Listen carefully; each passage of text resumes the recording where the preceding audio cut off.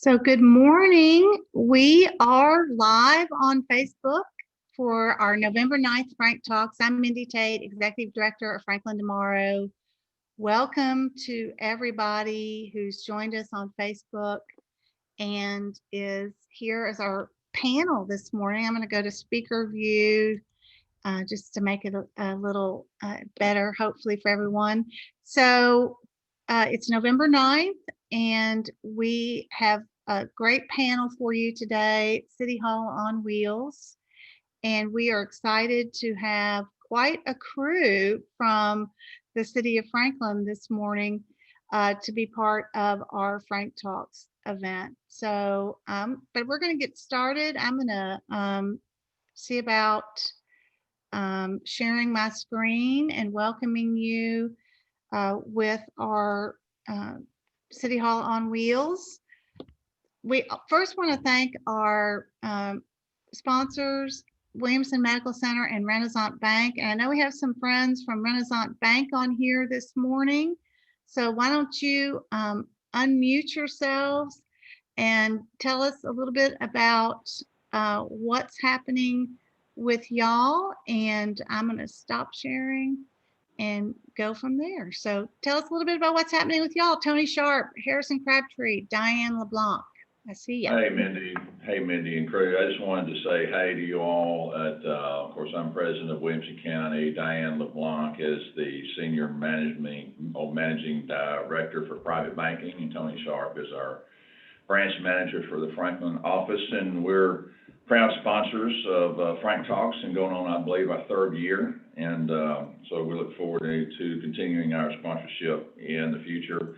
For the folks that don't know Renaissance Bank, real quick, we've been in business for 116 years. We are in 5 states, being Tennessee, Mississippi, Alabama, Florida, and Georgia, and classify ourselves as a mid-regional bank with assets of about $14 billion in assets. Our offices are now open to the public. During the COVID deal, we have 2 offices in Williamson County, one in Cool Springs, and the newest office here in Franklin that's been in business for a little bit more than a year. So our doors are now open, so y'all are welcome to come in with face mask on, but we're here to be of service. And I want Diane to briefly talk about a financial service series that's offered by our bank. Thanks, Harrison. Good morning, everyone, and thanks again for allowing us to be a part of a great opportunity for Franklin and Franklin Tomorrow. Renaissance is always involved in the community, and as a company, we have started a financial wellness series. I just wanted to briefly mention. It is a financial wellness series, and the next one will be about managing your physical and mental wellness. It's going to be available starting November 18th at noon. They are free. This is a 4-part series, and this next one will be November 18th. It is free, but you do have to register. So you can visit our social media sites, our website, and get involved in that. They've been really good along the way. If you haven't seen those, please log in, and you can watch it anytime. It'll be available for viewing through the first quarter in 2021. So thank you. Hey, Mindy, these cameras make everybody look fat, especially me. So, Mayor, whenever you start to walk, I do want to join you start walking. But we're proud to be here. Great. Thank you guys so much. And so proud to have you as one of our partners for Frank Talks. So next we have our friends from Williamson Medical Center. And we're going to they've provided us with a video this morning. And so let's just try to play that. This has been quite an interesting morning so far. We'll play our video, and hopefully you'll learn a little bit more about the new gastroenterology program at Williamson Medical Center.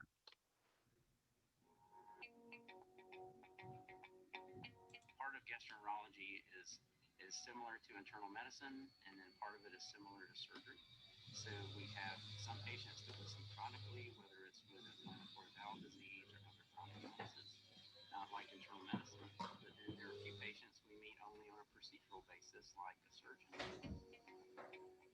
cancer is one of the most common cancers in the world. Unfortunately, it causes significant mortality. We think it can be prevented with early screening, and so that will be part of my role here. I will also be bringing a new technology to Williamson Medical Center, which is called endoscopic ultrasound.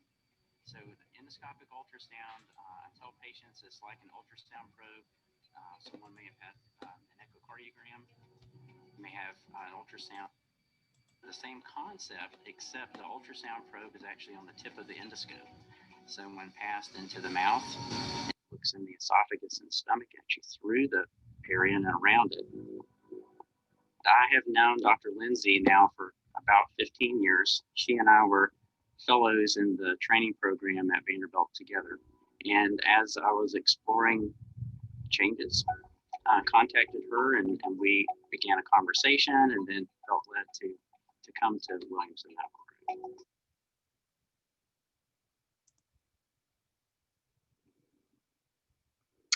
Group. Okay, we're gonna go ahead and move on to our program. We've got some great guests and we've got some great help running this PowerPoint and how we're going to move through now.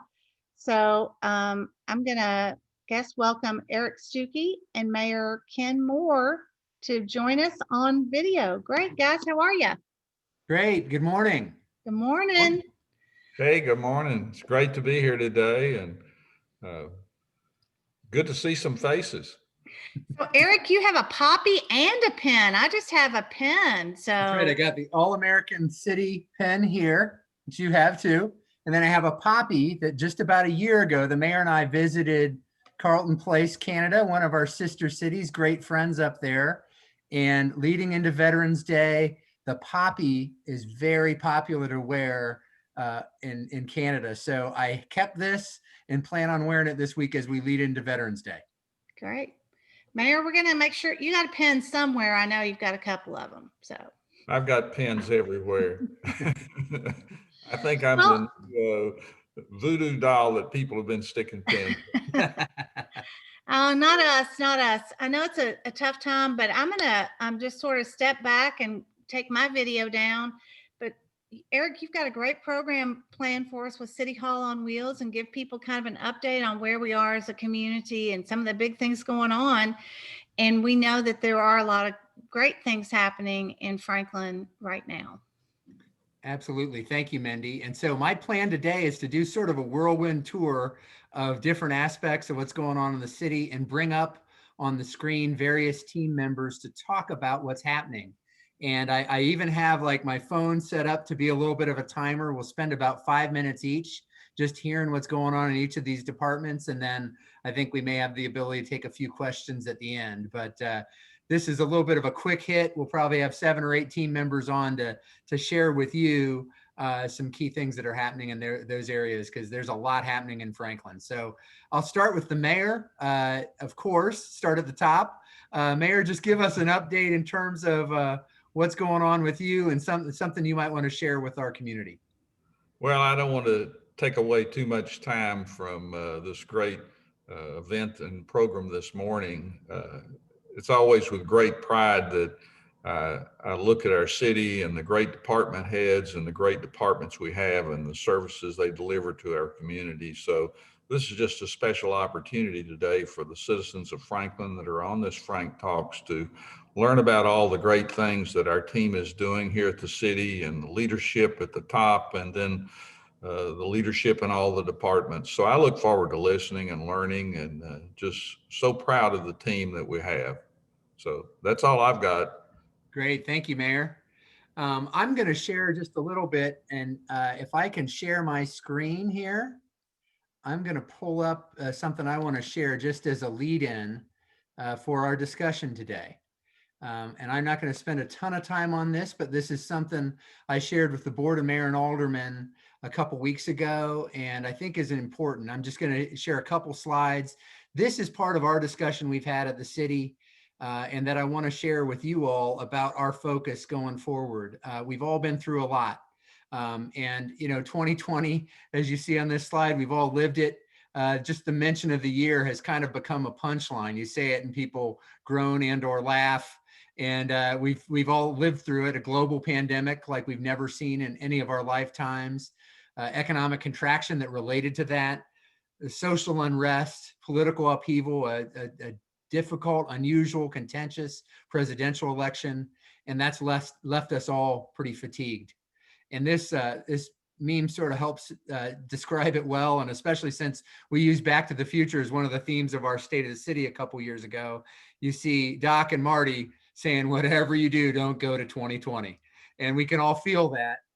But regardless of that, we have had an exceptional year in some other ways. So a lot of positives have come Franklin's way. Referred to it earlier with the All-America City pin, but we were recognized as an All-America City, a very prestigious recognition from the National Civic League, the first city in Tennessee since 1999 to get that recognition. So we're very proud of that.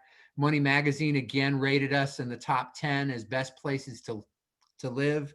That's 3 consecutive times we've been in the top 10. Voice of America Award, which looks at a survey of your citizens about quality of life and various aspects there. We were one of only 2 cities to receive 2 awards in that area. And over 600 cities across the country do those citizen surveys and measure the perception and quality of life as perceived by citizens. And so we're really proud of that. The U.S. Census Bureau recognized us as one of the 20 fastest growing cities in America with a population of over 50,000. And there are numerous other recognitions that our different individual departments have received. So despite all the challenges that we talked about, we have risen to the occasion as a community and as a city organization, and we'll continue to do so. But to respond to the goal that's on there, the leadership challenge for us as a city team and as a community is to emerge stronger, better, and even more competitive as a community, to be the very best we can be despite all of this. And to do that, we need to identify the needs of the community, identify the needs of our city team, build a consensus around those actions, and move forward and act. And so that's what we were focused on. You'll see some of that reflected in the budget amendment that the board's working on right now. But this is my last slide. But the 4 categories that we want to have our leadership focus in on, and hopefully you'll see sort of come through in the discussions we have today, is yes, the pandemic will continue to be a focus. So we need to be responding to that, the needs of the community that relate to that. We still see some pretty high numbers. We've seen a 17.6% growth in active cases in the last 7 days and an 85% growth in the last 30 days. So it's still very much part of our lives, but we need to continue to do and take the appropriate safeguards, but also not let it be the only focus of what we're about. We have other key things that we do to provide and serve the community and manage that and follow the best advice we can in serving the community and keeping our team safe. That we focus on people, both our citizens, but also our city team, that we look and find ways to support one another, and that we are looking at strategies to make sure we're supporting our city team, because we're continuing to work in unusual ways, and we want to make sure we are supporting and responding to those needs. The third P, the projects, that we continue to deliver on high priority projects, and that we also do that in a way that is focusing on the highest priority and timely delivery of projects. We're looking at creative ways to incentivize that. Probably hear a little bit about that later on. And then finally, possibilities, that we're open to new possibilities and new ways to solve problems, but also that our possibilities are supported by financial capacity, that we have sustainable ways forward as we move into this next stage, and that we have these focal points to help guide our work. The pandemic and the focus on the pandemic alone can be draining. We need to be focused on other priorities as well. So that's what that's about, and that sort of sets the stage for my whirlwind tour around City Hall. So we're going to do that virtually. You might notice I'm not in an office. I'm actually at my house because last week I had a COVID exposure. So I'm monitoring that. I took a test yesterday. I feel fine. But as a safeguard, I'm working remotely for the rest of this week, most likely. So that's part of our world, but we keep getting things done. So let's go to our first person. I'm going to stop sharing my screen, and I'm going to bring Christine Brock up. Christine is our Assistant City Administrator for Administration and our Chief Financial Officer. And Christine, are you up? Hello, good morning, everybody.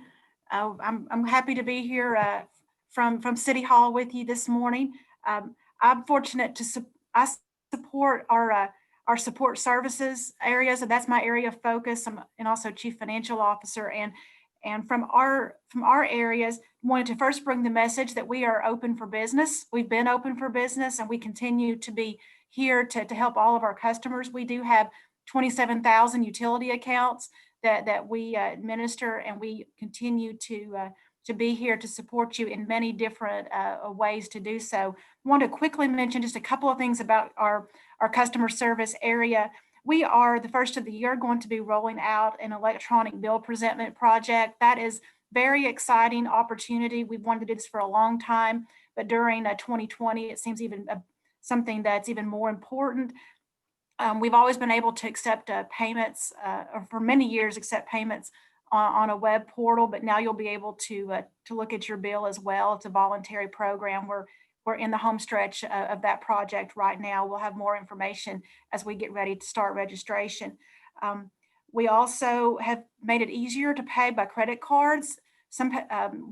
We've always passed along in the past the fee from the credit card companies for paying in that method. And during this pandemic, we decided to go ahead and take that off. That's one more way of paying that you would not have to necessarily drop us a check or try to reach us in another way. So we do believe it's easier to pay by credit cards if that's something that customers would like to do.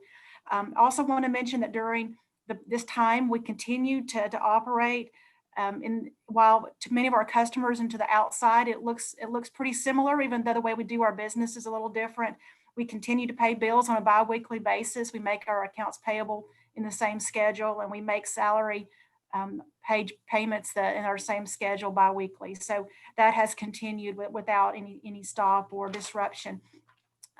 We also wanted to give you a quick financial update. We went into this fiscal year 21 with no information for our board really on what revenue disruptions we would have. So we were very conservative in those revenue projections. While we certainly have had losses, they've just not been as deep as we feared. And so we have been presenting that information to our board. We did have some pretty significant revenue losses in sales tax at the start of the pandemic. However, the last 3 months, we've essentially been unchanged from last year, down just a very slight amount, less than 1% from last year. So we have seen in this process that our revenues appear for right now to have stabilized in our local option sales tax, which is very important. That's how we fund the majority of our revenues for our general fund, which includes our public safety operations. We also have been following unemployment rates for Franklin and Williamson County. The most recent information is we were down below 4%.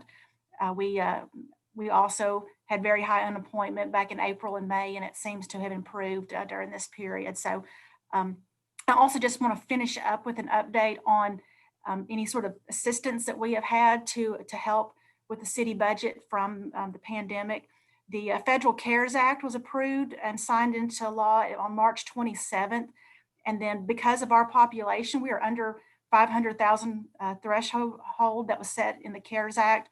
In fact, every government in Tennessee except for 3 are under 500,000 population. So we had to apply for funding from the state of Tennessee. And we were allocated $1.2 million of the Tennessee CARES Act. And we have applied for all of that $1.2 million of assistance. We've received $250,000 so far, and we are in the process of hopefully receiving the remainder. And that's all reimbursement for expenses that we incurred during the pandemic period. And that's my quick update. Wow, you gave us a lot there. So that's good news. We're going to continue to monitor it. Just so folks know, when we approved our budget, we did about a 10% reduction across the board, and that translated into about an $18 million total budget reduction.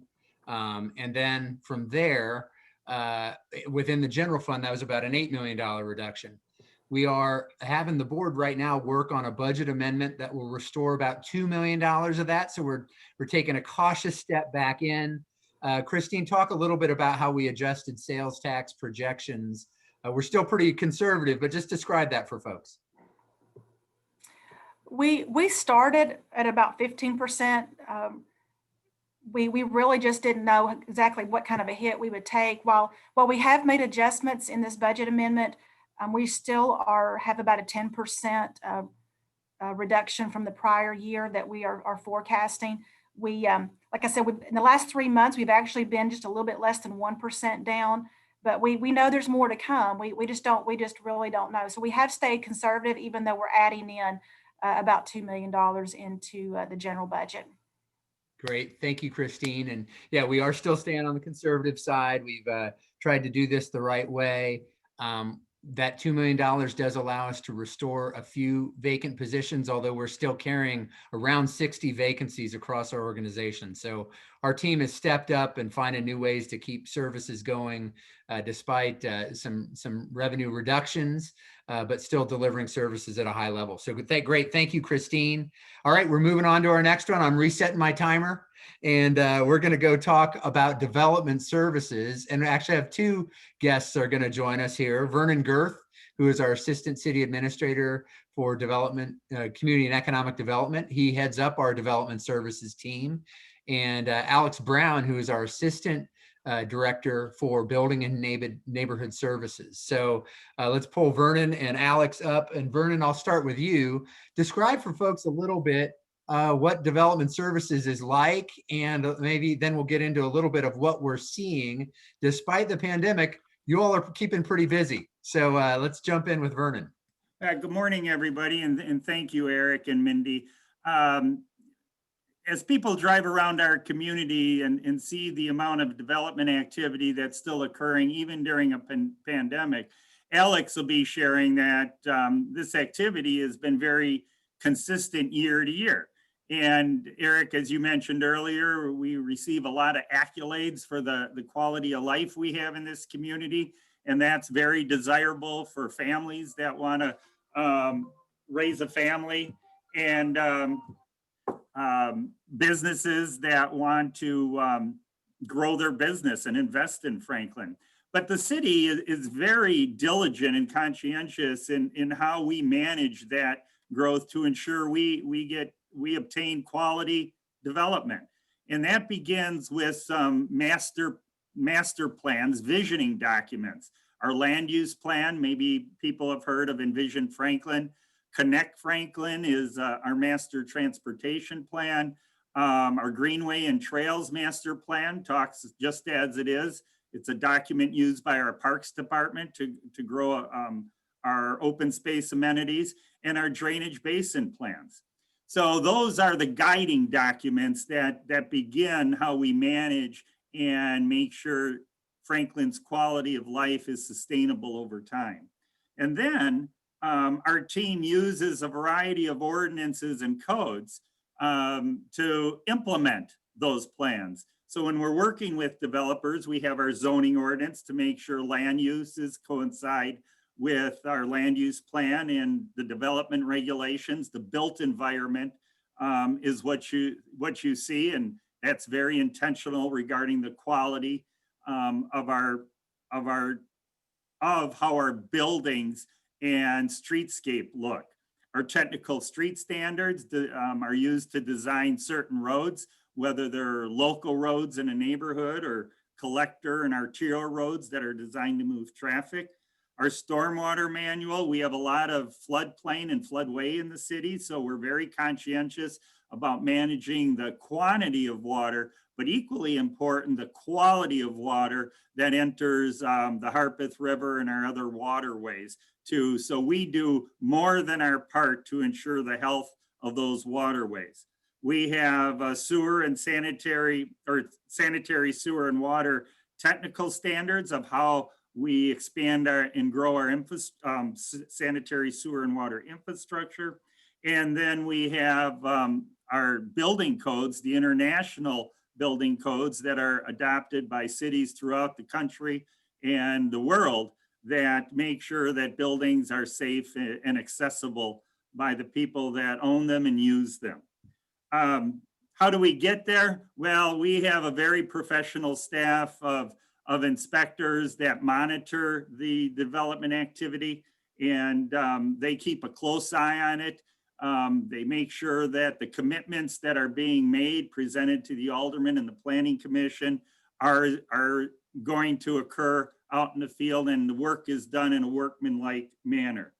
The last thing I'll mention is that sometimes people believe with all this development activity that developers come here and they walk away with, take advantage of our quality of life and they don't contribute their share. Well, that is not the case in Franklin. Developers are required to pay their proportionate share for their impact they will have on the city's infrastructure. I like to use the example of parks as one of those examples. Before a development occurs, residential development, we have a certain amount of parkland. When that proposed development comes to fruition, we're going to collect a fee to make sure that we can expand our parks and amenities. And for example, on a single family dwelling, those development impact fees, as we call them, which include schools and roads, sewer and water, and other than the parks, of course, equate to about $41,000 per dwelling. So I'll leave you with that, hopefully people recognize that we're very intentional how we manage development and make sure that it's paying its share. Thank you, Eric. Great, thank you, Vernon. So I think we're going to pull Alex on. And as we talked about, the pandemic's had real impact, but it has also, Franklin has continued to thrive and see lots of positives and investments and people putting faith in our community and saying, hey, this is a place I want to raise my family, build my business, visit and spend time in. So let's bring Alex Brown up. Alex is our Assistant Director in the Department of Building and Neighborhood Services. And one of the things Alex does is monitors that development activity. Alex, come on board. Let's bring you up and tell us about what you're seeing in terms of development activity so far this year. Yes, sir. Thank you, Eric, and thank you, Mindy, for allowing us to share a little bit today. Yeah, I've got two brief slides. As mentioned, this year has been a challenge for everyone. Development activity, we thought in March may become an issue, but we've been monitoring this very closely. And the two slides I'm going to show you will kind of lay the case that City of Franklin has maintained and had a very consistent year over year, and this year not being any different. The first slide is a little skewed based on when things become permitted. One key indicator for any healthy economy is the residential construction market, residential development market. As you can see in October comparison from 2020 to 2019, single family construction, we're a little ahead. This slide shows multifamily way ahead from 2019, and we're a little ahead on townhome construction. Permits that are issued, the number for each month is an indicator for us internally to show the amount of work and the development activity. As you can see, we're still over 500 permits issued in the month of October. That is a very good number. That's a very healthy number. And as you'll see on the second slide, I'll also touch on the total valuation. That's the developer and builder investment in our community. In October, you see a large difference in that. That's based on, like I said, when jobs were permitted. In the total look at the comparison from 2019 to 2020, we are very consistent across the board, with valuation being down just at 5%. That's from right now, we're at a little over 397 million. Last year at this time, we were just over 422 million. So we're looking to have a projection around 460 to 475 million in total investment in our community in 2020, which is a great thing to see. So far this year, our multifamily is actually above last year. Single family construction, detached single family homes, a little down from last year, and townhome construction and development is a little ahead of last year. So all in all, very consistent, very good numbers. Our team has worked very hard through all these challenges. We've not missed one inspection turnaround time. We're getting all of our plan review, all of our permits issued on time. So proud of our team and so proud to be part of this team that we're all working together for a common goal here, and that's to serve the community. So thank you for your time today. Be glad to take questions later on. That's great. Thank you, Alex. Yes, our inspection team will do same day or next day inspections in almost every situation. So they are very responsive. They're here to serve the public and to serve those that are investing in building our community. So that's great. Thank you, Alex. All right, we're going to shift gears. We're going to move towards public safety.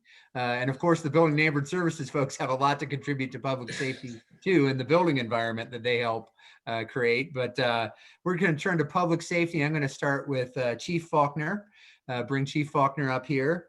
Chief, tell us what's going on and some things that you think might be good to share with folks as we are not that far away from the holidays kicking in. Chief, can we bring you up?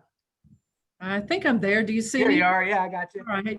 Good morning, everybody from the Franklin Police Department. As Mr. Stuckey mentioned, this is a very special week. Wednesday, we honor our military veterans.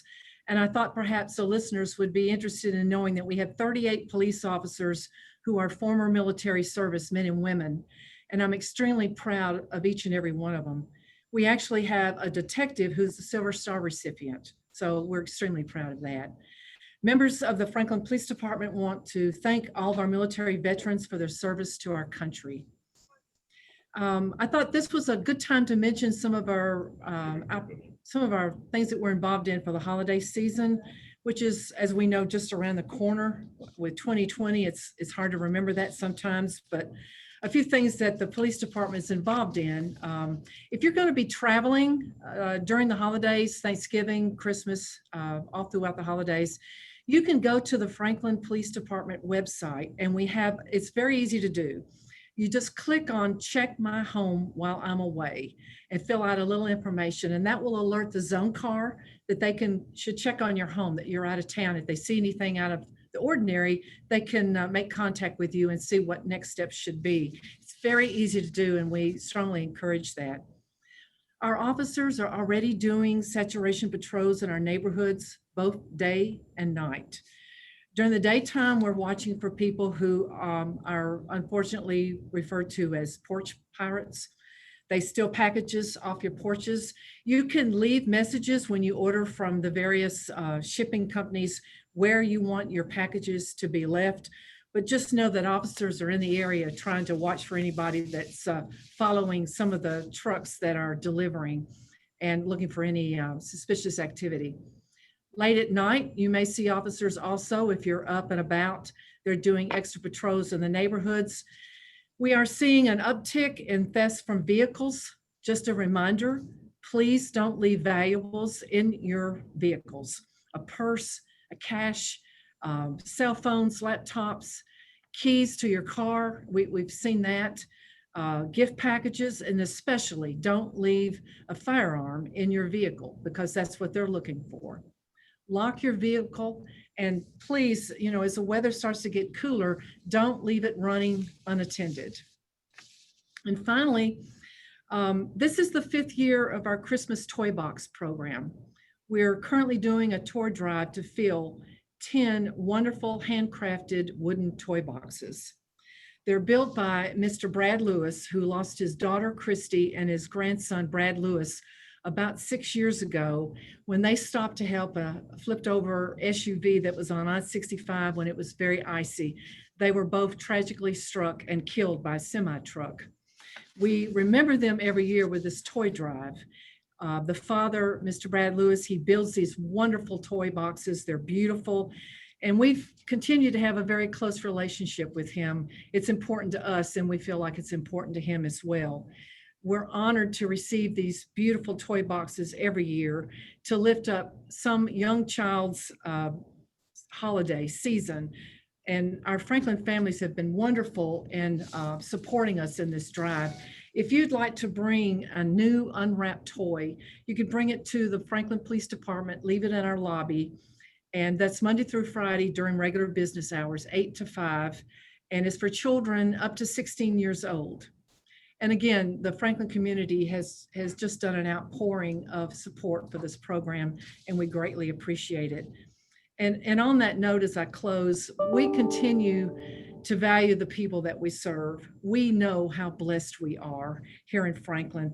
Each and every one of our Franklin police officers appreciate support that we have from our citizens throughout this horrible year. And we all know it's been pretty amazing this year, how some of the things we've been through. But people have continued to come to the Franklin Police Department and leave cards for our officers and letters and posters that were painted by children and treats for our officers to keep in their cars when they get tied up and can't stop for a break. It really lifted their morale, and for that, I'm truly thankful. What a great place to live and work, Mr. Stuckey. We know how lucky we are, and it is a blessing. Thank you. Thank you, Chief. Appreciate it. All right. Let me ask you one quick thing while I have you on here. We've seen a lot of activity this year. And one of the unusual things is that there's been a lot of demonstrations, public gatherings, people expressing themselves on various topics, wide range of different things on kind of different aspects of things. And you all do a great job of working with people who want to express themselves, but also kind of having what we call situational awareness of everything that's going on. Just share a little bit with folks. Don't need to go into great detail, but a little bit with folks about the care that you all put into making sure everybody involved, the general public, those who want to express themselves on one side of an issue or another, everybody stays safe in those situations. Just talk a little bit about what you all do. Every police officer in Franklin swears and takes an oath to protect the constitutional rights and the lives of the people that we serve. And we take that to heart. We remember it every day when we go to work and we check into service. Our officers have done what I feel is an amazing job. These are unprecedented times. And it's important to us. We don't take sides one way or the other. That's not our job. We are apolitical, and what we are there to do is to protect the people who want to express themselves, to protect the people who are the vehicular traffic, the pedestrian traffic. We're blessed with a lot of visitors in Franklin, and we're going to continue to do our very best to keep everybody safe as they express themselves, and if they have something they feel strongly about that they want to announce to the public. So we're there to protect them. We try to make contact to the leaders of the groups so that if we see someone who's contrary to their statements, that we can keep both sides separated and safe so that they both have the right to do what our Constitution says. That's important to us, and we'll continue to do that. Well, and there's a lot of times you see a lot of rumors flying all over the place on social media, et cetera. And our team monitors very closely what's going on with organizers, with other folks who may want to express themselves. They're looking at all that. So our team really works hard to make sure they're aware of what's happening and doing everything they can to keep everybody safe and making sure that folks are able to express themselves and exercise those important rights. I just thought that was important to share because we've seen a lot of activity this year, and your team has done a wonderful job of working with people and keeping the community safe. So thank you for that. Thank you. It means a lot to us. I'll share that with the team. Thank you. All right, we're going to move to another important aspect of public safety, and that's our fire department. And I want to start with a word of welcome. It's a little bit hard to welcome somebody who's been working and serving in our department for 27 years, but recently had the privilege of making a decision that really honestly wasn't a particularly hard decision, but that was selecting Glenn Johnson to serve as our fire chief. As I said, Glenn's been in the department for about 27 years, served in a lot of different aspects, is a wonderful leader and has a great heart for the community. And just want to say, again, congratulations, Chief. Glad to have you in this role. And I'll kick it off with you getting a chance to just talk about stepping into a new role in a department you love and a community you care deeply about. Thank you, Eric, and thank you, Mandy, for having us here today. Yeah, it's just been a great ride. I've enjoyed 26 and a half years here at the city of Franklin. I came here in 1994, straight out of the military. And as Chief Faulkner said, I'd like to recognize the 32 men and women in this department who have served in the various branches of the military. So as a military veteran, I was very fortunate to get hired here, and I have progressed through the ranks of firefighter and actually engineer, lieutenant captain, all the way up to my current position. So I've filled every vacancy that's been here, and they've managed to keep me around. But I could not be more proud to serve this community and the citizens and the visitors that come here on a regular basis. I take great pride in it, and I feel honored, and I appreciate the opportunity that's been placed before us. Well, But Chief, this opportunity has not come without its challenges. Who would ever thought that my first time I was a fire chief would be in the middle of a pandemic that no one had ever experienced before. And as we looked at what our city values were, we had to deal with the pandemic. And one of the things that, from a public safety standpoint, is whenever these natural or man-made disasters are occurring, we still have to provide a level of service to the community because our regular emergencies still continue to happen. As we looked at the effects of the pandemic and what it could pose to our response capabilities and our staffing, we elected very early on to establish satellite fire stations. Normally, our fire stations house between 6 to 10 personnel. And we saw with the infectious rate that we needed to separate our personnel and create that physical distancing in order to be able to maintain our staffing levels to provide the service to the community. Early on, our partners were with the Williamson County School System and the Franklin Special School District. They allowed us to set up the temporary stations in their facilities and respond to the various locations in the cities from those areas. As school began to go back into session, we had to look at alternatives. We're currently using a couple of city facilities. And I'd like to especially thank the First United Methodist Church, Franklin. We have created a partnership with the church and the church leadership, and we actually have a crew stationed over there now. They've asked us to build a fire station permanently there, but I don't know if we're going to be able to get that approved. So as far as our satellite fire stations, we're going to continue to operate those until we start seeing some improvement in the pandemic. And not only is this for the community, but it's also for our personnel as well. Another big thing that we've got going on, this will be a first for me, is the opening of Fire Station 7, which is located out at the Williamson County Ag Park. For those that don't know the full story, in 2014, we had a terrible accident on I-65, involved a fatality of a truck driver that was carrying 9,000 gallons of gasoline. And it took out a bridge, which compromised our level of service to the east side of the city. In an effort to service that area without any loss of service, we offered a temporary fire station at the Ag Center, working with the county mayor, Rogers Anderson, and his staff. And as the bridge reopened, the community didn't want us to leave.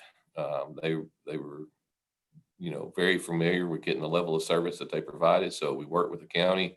We put a temporary station on the ag ground for our personnel and our apparatus, and which led to a partnership. Early on, we agreed to work with the county to build a fire station that is similar to our Station 8 in West Haven. This is going to look a little different. We're partnering with our Williamson Medical Center, as well as Williamson County EMS. And we're going to actually have an ambulance station out of that fire hall as well. They'll have their own separate living quarters and apparatus bay. So this is something new. We feel like this will enhance and provide a good level of service to our community by taking this step. But probably one of the biggest things, we're hoping this station will be open by the end of the year. But we have the opportunity to do a first here in Franklin. The roadway in front of Station 7 is going to be named the Chief John Fitzgerald Way. For those that aren't familiar with Chief Fitzgerald, he retired after 35 years of service here in Franklin. as a battalion chief. And I'm happy to say he was my battalion chief. Learned a lot under him. But the Fitzgerald family has been a fixture in this community for years. Chief Fitzgerald was started here in 1972, which ironically is going to be the address to Station 7. He had a brother, Robert, that worked here, who retired as an engineer. He also had two brothers over in the Franklin Police Department that have both since retired, and a sister that worked as a school crossing guard. So the Fitzgeralds have been very ingrained in this community, and we could not think of a better person to name this road after. So we're very, very looking forward to the name of the street and bringing all the family and friends in. That's awesome. That's a great way to honor an important part of our history, and to really do it in a way that connects to Franklin with both the old and the new, with that tradition, but also this new fire station that is a partnership with us and the county in this location, and that helps us better serve our growing, thriving community. So great work. And again, we're thrilled to have you in this new role, and know that you will continue and your team will continue to serve well. Those words behind you on the wall, service through excellence, is something our team lives into every day. So thank you for helping lead the way. Thank you. Appreciate all the support from our city leadership as well as our community. Thank you. All right. Thank you, Chief. All right. We're going to shift gears again, and we're going to talk about some exciting things coming up. I've got Lisa Clayton on the line now. Lisa is our Parks Director and has been for almost 18 years. So Lisa does a great job with her team serving the needs of our community in Parks and Recreation. And Lisa, what do you want to start with today? You got a lot of good stuff. I do. First of all, thank you, Eric. Thank you, Mindy, for allowing us this opportunity to share with our community the upcoming projects. Eric, today I actually have two events and I have two projects I'd like to share. So next slide, please. Let's see. I think Angie or somebody's doing it. There we go. There we are. All right. So we currently have, again, as my fellow colleagues have said, thank you to all of our veterans for serving our community, for those that are currently serving and those that have served our nation in the past. We couldn't do it without you. And especially, it was never a thought in our minds that we couldn't have something for our veterans. And we normally have a Veterans Day parade, but this year we're going to do a reverse parade. And so we're going to do it at the park at Harlansdale Farm this Wednesday at 11 a.m. It'll take place there. And normally veterans actually are on floats or in cars and as they travel by. But this year they will line the roads of the park at Harlansdale. And so we ask the general public, if you will enter, if you'll come from the Macatcher area and travel south to the north entrance of Harlansdale, which is normally where the dog park entrance is, that is where you will enter. So you'll be able to turn right, go straight into the park. We're going to have schools there. All the veterans are going to line that area, and we can safely social distance and wave to and thank our veterans throughout. And you'll exit at the main entrance of the park. So again, if you can avoid coming and going north on Franklin Road, it would be much helpful to come in from Macatcher and actually turn into the north entrance, which is the dog park entrance. So again, this Wednesday at 11 a.m. at the park at Harlansdale. Next slide, please. And so the next event, we want to tell you about our Christmas event. So at Eastern Flank, normally we have a candy cane hunt. And of course, we've had to, excuse me, we've had to actually cancel that this year. But this year, we're going to have something a little different, a Christmas lights drive-through. So Friday, December the 4th and the 5th, which is a Friday and Saturday night from 5 p.m. to 8 p.m., you can come through the first 250 vehicles. We're going to have a little goodie bag for you. We're going to be able to, you're going to see Santa and snowmen and some different equipment and different things from our city folks. So please come out. This by no way takes the place of FrankTalks and what they do at the Ag Center, but we've got some wonderful sponsors such as Middle Tennessee Electric Corporation and others who have done so many things in our community for, especially with the city at Christmas time. So this is a way to kind of give back Again, come out, start your holiday season with us. It's a free event, drive through, and let us say thank you to you and kick off the holiday season. Again, that is December the 4th and the 5th from 5 p.m. to 8 p.m. at Eastern Flank. And you're going to drive through the main circle there. Next slide, please.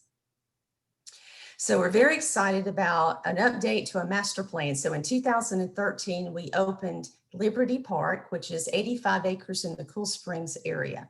So it has it's home to a 3 baseball field complex, a dog park, and a playground. But now it was time to update this park. And because of the citizens and the businesses around here in the Cool Springs, you're going to see some major changes over the next 8 years.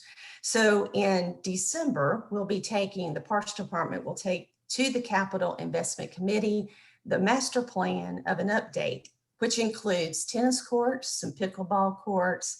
For the first time, we're going to have a circular practice facility and batting cages for cricket. This is a growing sport within our community. We have over 250 players that actually play the games out of the Nashville area. So we're very thankful to be able to bring such a practice facility to them in their hometown. We're going to have shade structures and expansion of our playgrounds, mountain biking trails, dedicated stalls for our farmers market that's been there for 2 years. And so it's going to be a shaded area for them, as well as pavilions and additional mountain biking that will connect to the existing mountain biking trails that we currently have in Cool Springs. So again, we're hoping to have this approved in the beginning of 2021, and we have around $5.5 million dedicated toward this new wave of projects. Next slide, please. And finally, I can't tell you how excited we are. This is LEG's Dream World. This is the new inclusive playground that will be constructed at Southeast Municipal Complex. It's named after Elliot Grace Castro. Her grandmother is currently serving as an alderman on the board of Alderman Brandy Blanton, but both sets of grandparents live here in Franklin. Her parents do, her aunts and uncles. And so we're so thankful that they've allowed us to be part of this child's, really her future to this community. LEG passed away over a year ago, and it's been, but she made a massive impact. So this will be an inclusive playground that opened our eyes that we needed something for all, the full family. So you will have an inclusive for if it's a child with mental or physical disabilities, but what's important here is also for the full family. So if it's a caregiver that has disabilities of any sort, everyone is welcome. You will feel comfortable in this area. It's about 4 times the size of Tinkerbell Park at Pinkerton Park. So it gives you kind of a range of a frame of how large this is going to be. And you're seeing a 3D rendering that was designed from with a group within our community that's helped design this park. It's still under design of the full-fledged design, and we are hoping to have a public-private partnership to raise in 2021 to start that fundraising of over $1 million for this park. The city will match those funds by doing the infrastructure in the pavilion, which is on the screen today. And so this is coming soon, and we'll look for about a 3.5 to 4 year time frame for once construction starts at Southeast. So again, LEG's Dream World will be our first all-inclusive playground within the city of Franklin. So thank you, Eric, so much for allowing me to share those 2 events as well as the upcoming projects. That's wonderful. And we just opened bids this end of last week for an infrastructure project package that will provide access to that Southeast Park area. We've got to build a bridge. We've got to relocate a sanitary sewer transmission line. We got to do some things so that you can get to that wonderful site and we can start building this, our first fully inclusive playground in our community. So we're so excited about this project, and the Southeast Complex will provide great services to that Southeast area of our city, which is one of our fastest growing areas. So the inclusive playground is part of a number of different options. And we're really excited to have it move forward. We got some really good bids this past week, and probably in the next few weeks, you'll see us award a bid to get that first package, which again gets us access to this great site. So thank you, Lisa. Thank you. All right, I'm going to move to another important aspect of what we do and bring on Steve Grubb. Steve is our streets director. Steve has been with us around 25 years, but in the role of director of streets for just about the last year. When Joe York, a longtime director, retired about a year ago, Steve had worked closely with Joe and our team and was able to promote him as well, kind of like we did with Glenn, and to step into this new leadership role. And Steve's done a great job. And we want to talk about a couple things that we're working on. And Steve, where do you want to start? Well, first of all, Eric, thank you for giving me a few minutes to just speak this morning. So I was having a hard time really focusing on the pin on your shoulder there. So for everybody that was having a trouble seeing that pin, we have a banner. So yeah, so for those actually coming to a downtown near you. coming to a downtown near you. So I actually started this morning installing some of those. So we have an amazing traffic division that produces a lot of those banners. We work in close proximity with the communications team and on the design, and then we manufacture. And this morning we have a landscape team that is actually installing those throughout downtown. So we're excited to be able to continue to showcase the All-American banners. Certainly proud for this community. A couple other things I'd just like to point out this morning is we're in our third round of our leaf collection, bulk leaf collection process, and we are actually working in the orange zone this morning.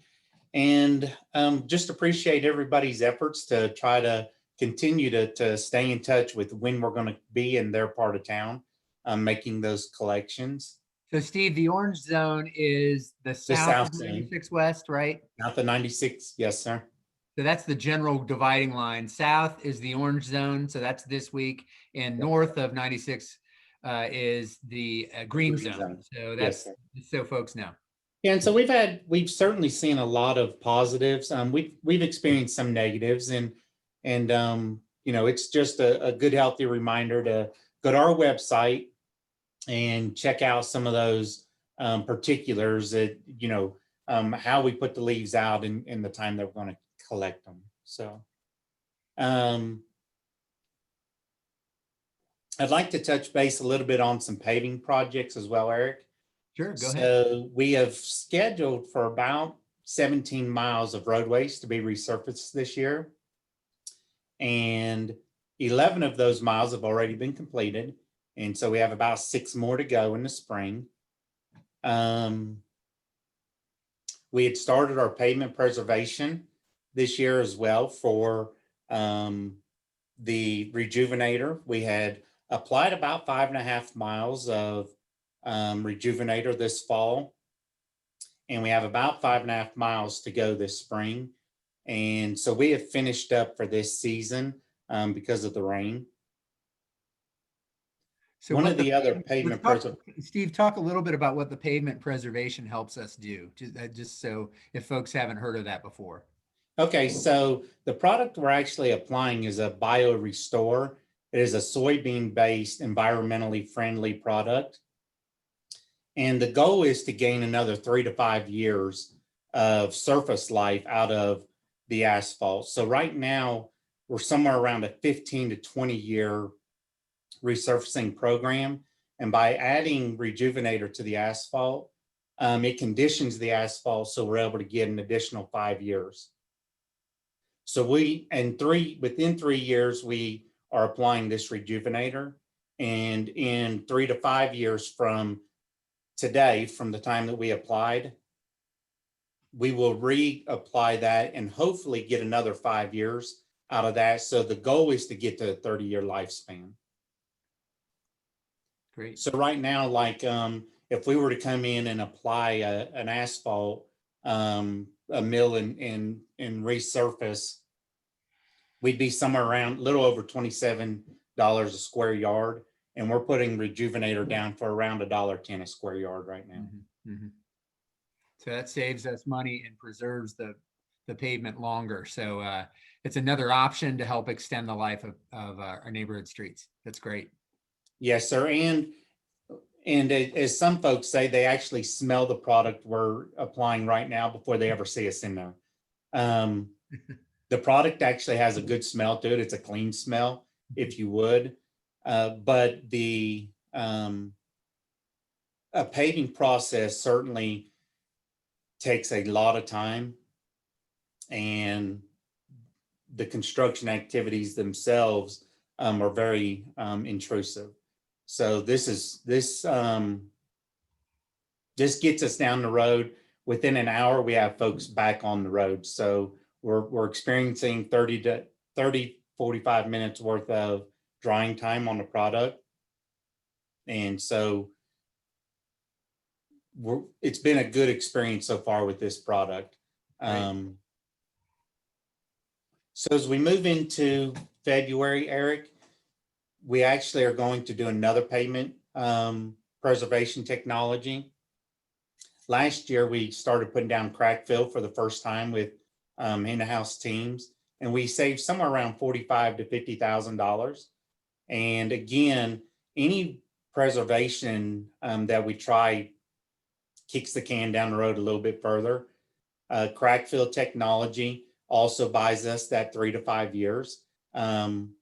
We are trying to be ahead, get out in front of our bio restore or our rejuvenators. And essentially what the crack fill does, again, because the time of year that we put it down, the cracks are the widest in the winter, and it dries very fast because of the cold temperatures. So like within minutes, you can drive right back over the crack fill. And essentially what you're trying to do is keep the water from penetrating into the asphalt and freezing and thawing and creating the potholes. So our teams do that in-house. We rent the equipment, and that is an operation that we put into effect somewhere around February 1st. That's awesome. Great. Thanks, Steve, for your work. And that's really, I don't know if folks realize it, but it's great innovation, and it's providing different solutions that are maybe more cost effective to prolong and preserve our pavement in a way that is much less disruptive and more cost effective. And Steve and his team sort of led the way in looking at some things and asked the question, and there may be a better way to do this than just always resurfacing. We're going to ultimately resurface, but this is a way to prolong that life, and as Steve described, be a lot less disruptive to neighborhoods and to you as you want to get in and out and around. So thank you, Steve. Great job. And we're on to our last visit, which is our city engineer and director of engineering, Paul Holzen. And Paul and his team gets to work very closely with important infrastructure projects. And that's probably where we're going to go today, I would guess. And Paul, what do you want to share with folks? Okay, if Angie could start the slide, there we go. So nobody in Franklin gets more excited to see orange barrels go up than me, because we have the pleasure of managing a lot of the capital projects, not all of them, but we have a team of engineers that focus on the delivery, and we work with a lot of our public works team that also help focus on the delivery of these projects. And so we have over 30 capital projects going on and a lot happening in Franklin. So we're going to run through some of the highlights. First project is Mac Hatcher. It's actually being constructed by the state of Tennessee. The city participated in helping to acquire the right-of-way and committing $5 million, and we tore down a bunch of the houses that were in the way and helped with the relocations. Estimated construction costs around $46 million. We look forward to this project ending in the fall of 2021. So TDOT continues to make very, very good progress. Next slide, please. Next job, this project was recently bid out, is $1 million infrastructure project to add additional turn lanes and additional capacity to the McEwen interchange.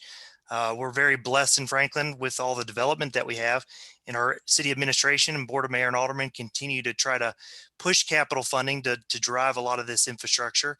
We're looking forward to starting construction here in the spring and ending construction in the fall of 2021. So another great project for our citizens. So Lisa talked a little bit about the East Southeast Municipal Park. What we're working on now and just bid out is the entry bridge. As you can see here, we're going to widen the intersection and have a bridge that goes over the Harpeth River, and getting all the infrastructure to the park. We just opened bids at about $9.5 million. We're going to start this winter, and it's about a 15-month project. So we'll look to finish that up in the spring of 2022. Next project, again, we're blessed to work with our Parks Department, who leads a lot of these initiatives, and engineering helps with the engineering aspect of it. But we're looking to do a multi-purpose trail that will connect Harlansdale across the river over to the high school, Franklin High School, and the Williamson County Park system that's over there. And so it's about a $3 million job, and there's funding from or from the Federal Highways Administration helping with this, and we'll get to build another bridge over the Harpeth River. We're looking to start this project in the fall of 2021, and it'll last about a year.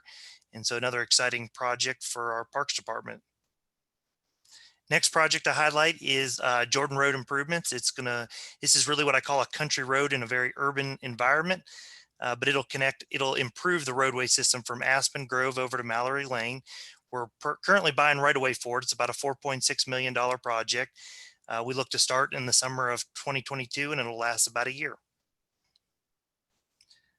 Next project is another one of our board's high priority projects, is the McEwen from Cool Springs Boulevard to Wilson Pike.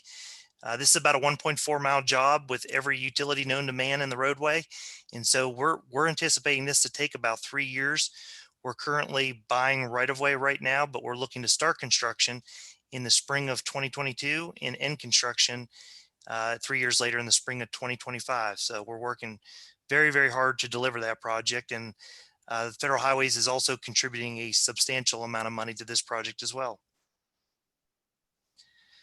Another major priority project is our Long Lane overpass, and Glenn talked about it earlier when we had the accident on I-65 where the trucker hit the bridge piers. We all highlighted the need for better and more improved connectivity, and so what we're proposing here is to build another crossing over I-65 and connecting Lewisburg to Long Lane.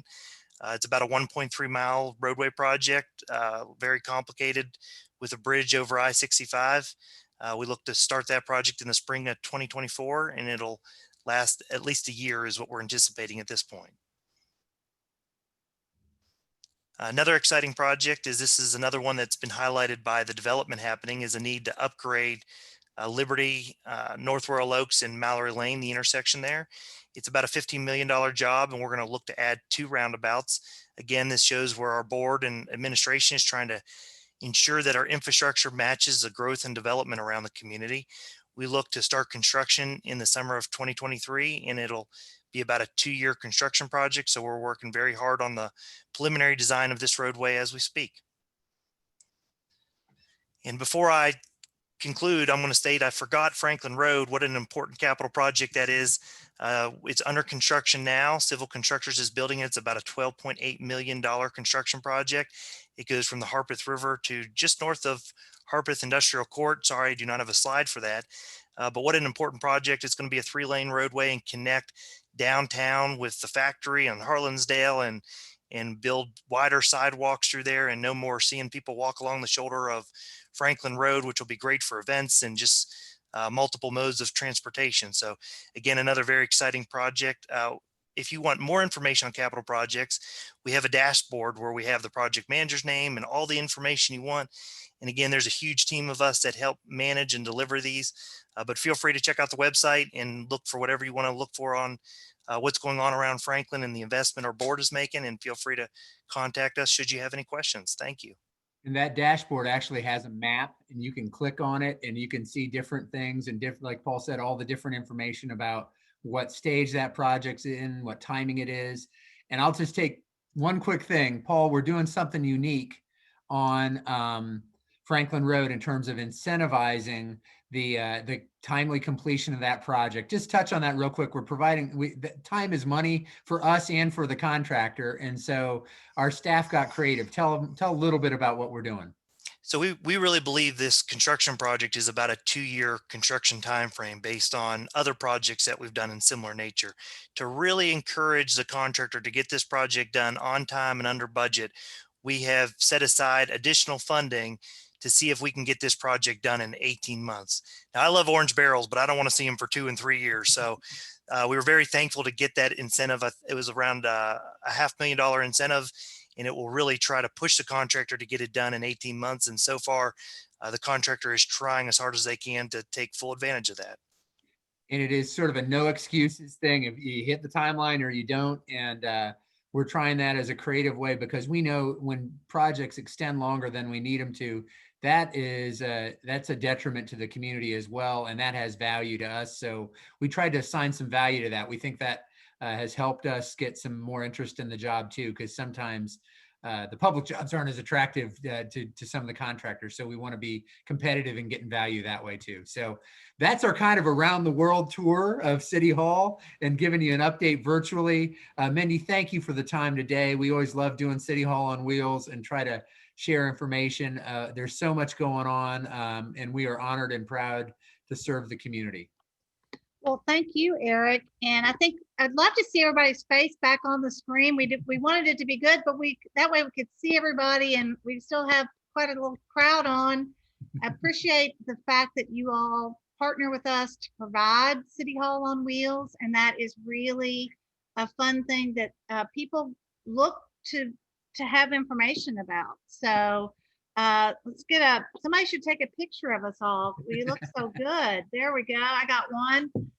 Thanks so much, everybody. And we'll just have to go to one more slide from Franklin tomorrow at this point, where we'll share our screen just to tell you that about our upcoming volunteer awards, which are next week, Tuesday, November 17th at Rolling Hills Community Church. This will be a virtual event. Information is available on our website, franklintomorrow.org. But thank you to USI and Grange Insurance for being our partner. We had such a great number of volunteers nominated for these awards, and we look forward to being able to honor them next week on the 17th. And then our final Frank Talks will be December 14th. And again, we'll be virtual, and hopefully we'll have a great crowd for that. But thank you to all the department heads. And Steve, I'm going to go out and find one of those banners for sure, because I'm pretty excited about the fact that they're going up in downtown Franklin today. Y'all have a great day. Thank you to Renaissance Bank and Williamson Medical Center, and thank you to everybody who joined us this morning. And let's go out and make it a great day. Don't forget your mask. Stay safe. Everybody stay safe. And we'll see you soon. Have a great day. Bye-bye. Thanks, Mindy. Bye.